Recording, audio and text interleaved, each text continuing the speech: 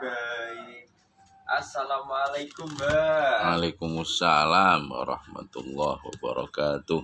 Lagi ngapain, Mbak? Biasa, lagi bekerja. Lagi Mumpung bekerja. di rumah ini saya harus menyelesaikan tugas-tugas mengajar saya ini. Bikin soal ini loh, kan mau ujian ini. Itu pelajaran apa, Mbak? Pelajaran balaghah ini kebetulan. Oh, baik, pengampu Ya, balago ya. balaghah itu Ngomong. kajian sastra yang terutama di dalam Al-Qur'an. Jadi itu ilmu balaghah. Kira-kira seperti itu. Meskipun tidak pas seperti itu. Nah, panjenengan berarti ya mempelajari isi-isi tentang Oh iya. Al-Qur'an Ya setiap hari kajiannya di situ. dipandang melalui sastranya Sastra gitu, dan Mbak. kebahasaannya. Nah, Ini berbeda dengan kajian hukum sama kajian yang lain karena ini kajiannya dari kebahasaan saja. Dan itu inti dari pembelajaran kajian ilmu Al-Qur'an kan dari bahasanya terlebih dahulu. Nah, kebetulan ini, Mbak, saya ada yang lagi bingung ini, Mbak. Atau mungkin ada perspektif baru dari Al-Quran jika dilihat dari sastranya, Mbak. Mungkin ada jawaban tentang beberapa kasus yang sering saya lihat itu loh, Mbak, di pagi, siang, sore, malam. Apa itu? Beritanya kok itu mulu. Yang siapa itu? Brigadir Joshua itu. Yang ada itu polisi nembak polisi itu lah. Ya itu Mbak. Okay. Itu kalau dari sudut pandang panjenengan gimana, Mbak? Ya, kalau saya melihatnya sebetulnya tanpa saya ada upaya penggiringan opini apakah ini kasus polisi tembak polisi atau tembak menembak antar polisi atau kasus pelecehan seksual ajudan terhadap majikannya. Saya lepas dari itu, sebetulnya meskipun tidak sama, ini sebetulnya kasus seperti itu kan dulu pernah terekam dalam Al-Qur'an sebetulnya. Kalau mau mempelajari Al-Qur'an sebetulnya ada, meskipun tidak tidak sama persis, tapi kita bisa mengambil inti dari substansi dari apa yang dulu pernah ditanyakan dalam Al-Qur'an itu sebetulnya. Oh, berarti di Al-Qur'an itu sudah ada itu, Mbak, yang pembahasan itu? Ada. Oh, yang konteksnya hampir sama dengan kasus ini? Hampir sama. Oh, hampir sama. Apa itu, Mbak? Dan saya hanya melihat dari sisi kebahasaan saja. Jadi ini yang pertama dengan konteksnya latar belakangnya Bani Israel di bawah pimpinan Nabiullah Musa alaihi salam yang pertama. Dan nanti yang kedua masih juga Bani Israel tapi konteksnya kisah tentang Nabi Yusuf. Kalau kita cocokkan, itu sebetulnya kita bisa mendekati ini dengan pendekatan yang dulu pernah dilaksanakan. Nah, kita lihat coba ya. Mulai dari surat Al-Baqarah ayat 61 sampai nanti kira-kira di 67-an. Yang intinya meskipun itu konteksnya dibalik dalam Al-Qur'an.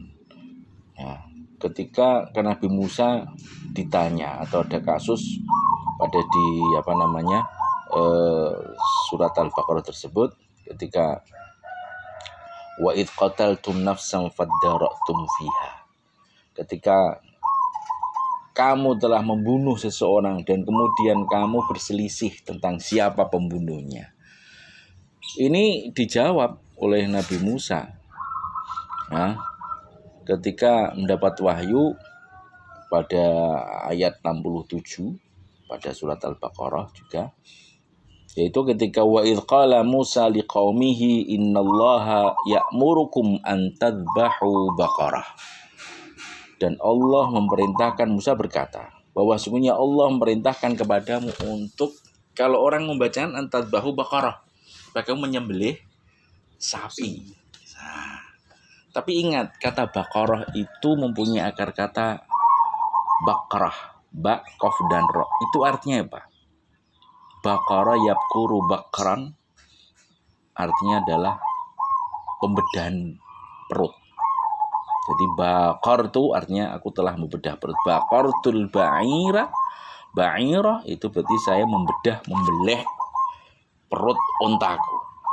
Nah, jadi di sini sudah benar bahwa ketika terjadi pembunuhan, ya, kalau waktu itu semakan hanya menyembelih sapi, itu sebetulnya mempunyai isyarat bahwa jenazah manusia itu ketika terbunuh, dia bisa menceritakan tentang apa yang terjadi padanya. Itulah yang sekarang kita ngerti sebagai otopsi. Jadi betul itu langkah otopsi pertama masih diragukan, otopsi 2. Disitulah ini kalau mendekati dari itu langsung. Kalau dulu dalam Al-Quran disebutkan fadribuhu bi ba'diyah, kemudian apa? Pukullah mayat itu, jenazah itu dengan sebagian dari sapi yang kotor. Maksudnya apa? Ada penafsiran suruh memukul dengan lidahnya. Badzalika yurikum ayati. Allah langsung menunjukkan mayat itu bercerita.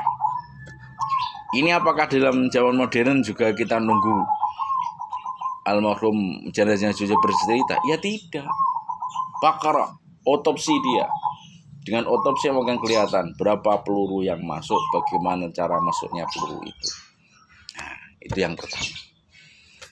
Yang kedua, ini karena dalam hal ini itu ada kasus yang disinyalir ada kaitannya dengan pelecehan seksual. Nah, tentu kamu ingat, dalam Al-Quran ada kasus pelecehan sosial di surat apa? Di surat Yusuf, ya? Nah, itu jawabannya. Kuncinya adalah di situ. Oh, ya dengan Zulekho itu, ya? Betul. Sebetulnya orang bacanya itu salah, bukan Zulekho ya. Itu Zalikho. Zalikho bukan Zulekho. Karena itu tidak bahasa Arab. Di Al-Quran direkam secara utuh bagaimana pelecehan itu terjadi. Nah, tapi ingat, di sini bukan pelecehan dari cowok kepada cewek, laki-laki tidak perempuan, tapi tidak. Ternyata kasus yang ada dalam surat Yusuf itu sangat unik karena pelecehannya itu adalah dari juragan perempuan kepada pemuda semacam pembantunya. Saya tidak menggiring ke arah apa-apa. Saya tidak berbicara dalam kasus ini tentang apa yang terjadi di kasusnya Brigadir Joshua. Tapi saya akan merekam bagaimana dulu Nabi Yusuf dituduh. Jadi ada suatu kondisi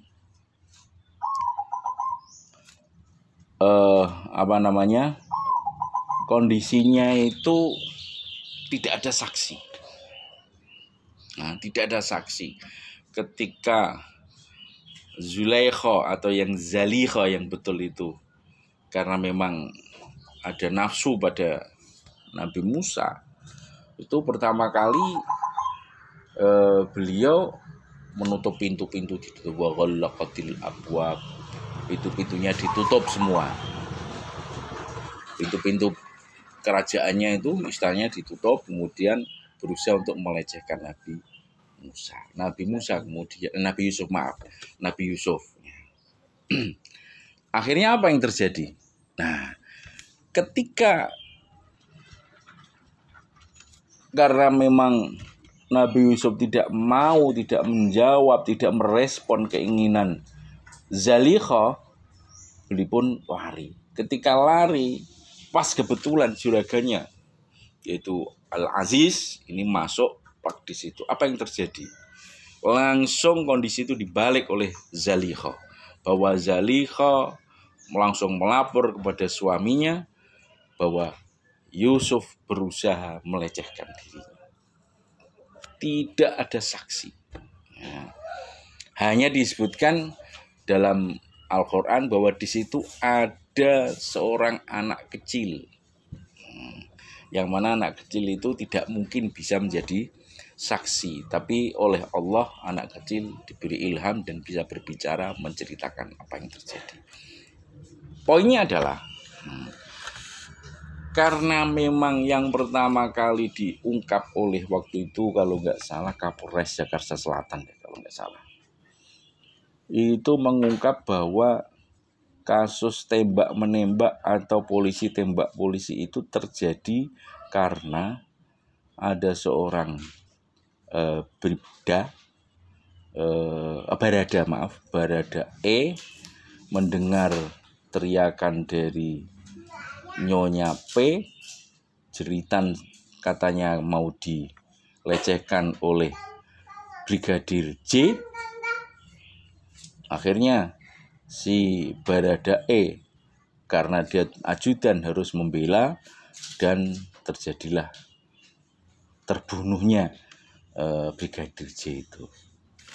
Di sini apa yang dikatakan oleh Allah SWT?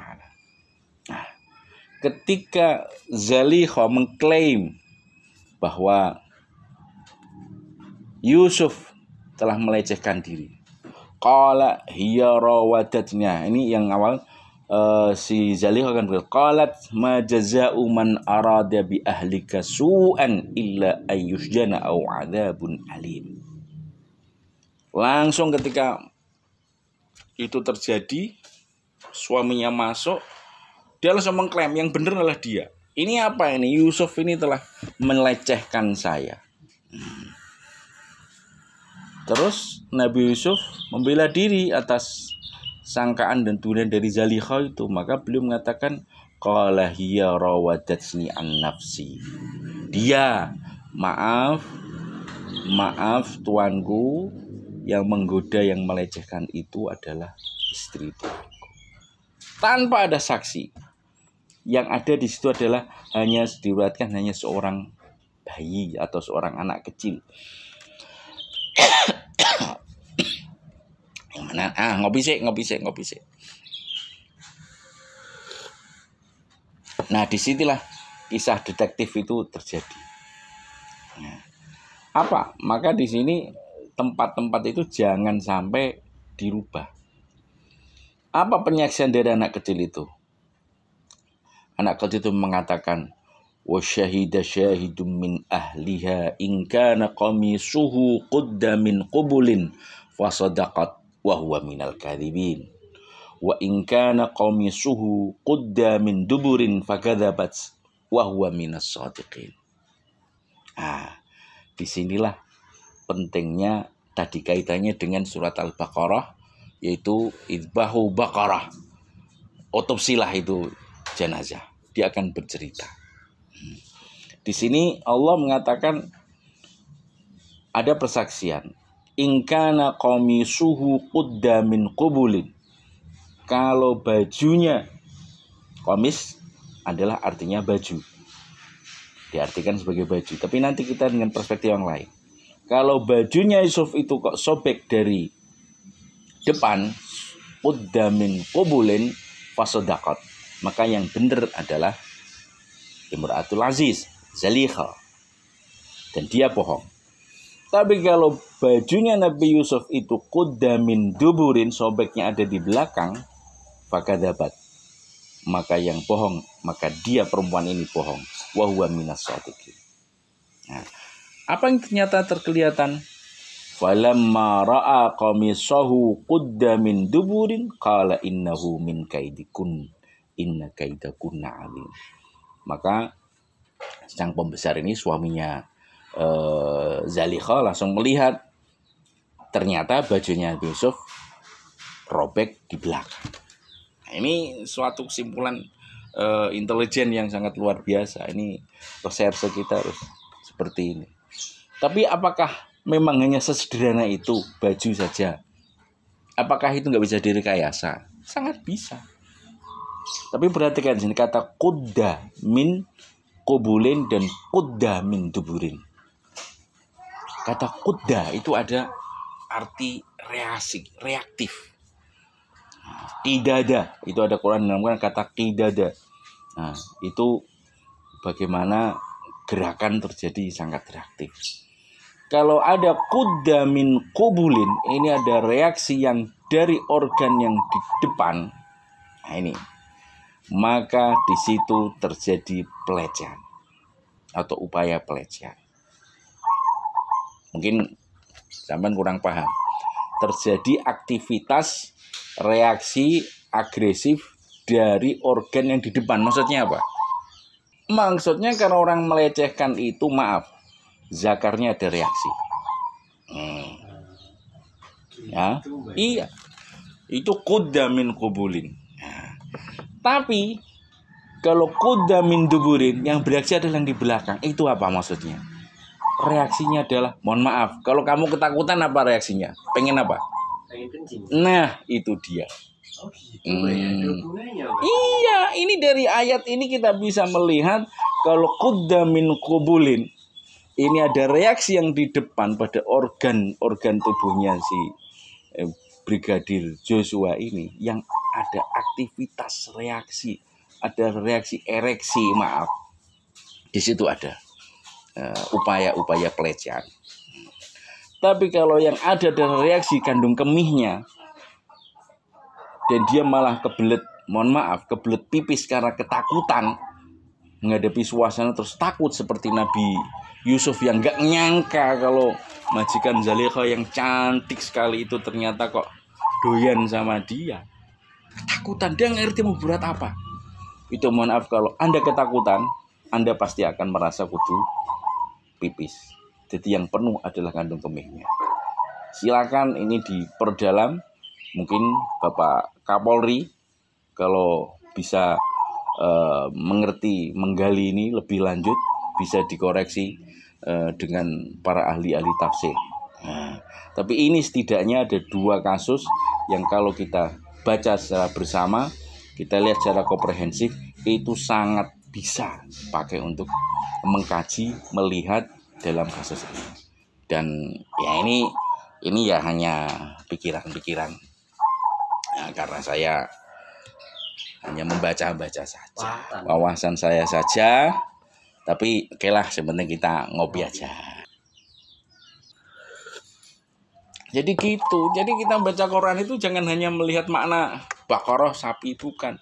Lihat coba di Lisanul Arab Ibnu Mandur, bisa di Al-Fairuzabadi kata Baqarah itu apa artinya?